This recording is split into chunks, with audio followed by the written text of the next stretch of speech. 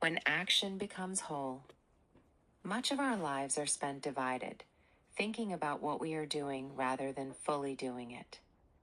Practice, in its simplest sense, is the act of giving ourselves completely to the moment at hand, until the division between me and what I'm doing falls away. In those moments, something quiet and remarkable happens. Body and mind stop feeling separate. Action unfolds without self-consciousness.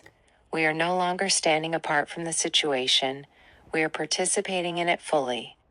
Anyone who has experienced this knows it does not require a monastery. It can happen while playing music, climbing a mountain, riding a board, or working with the hands. In the middle of the activity, posture, breath, attention, and movement align. The usual commentary of the mind fades, and what remains is a sense of balance and clarity that feels deeply natural. Later, we may describe the experience as fun or exhilarating, but what we touched was more than pleasure. It was the relief of forgetting ourselves, of no longer being preoccupied with how we appear or whether we are succeeding. There is a deep satisfaction in being absorbed by life, rather than watching it from a distance. When people encounter this kind of engagement, they are drawn back to it.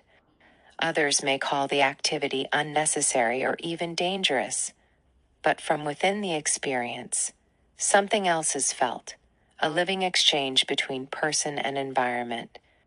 The mountain, the ocean, the instrument, or the task itself seems to meet us halfway. This momentum does not come from ambition or reward. It arises from the activity itself. There is no external purpose required, only participation. Psychologists sometimes call this flow, but it is an ancient human experience, the feeling of being carried by what you are doing rather than forcing your way through it. In these moments, nature no longer feels separate. The rhythm of breath matches the rhythm of wind or water. Action and environment move together. This is not poetic exaggeration.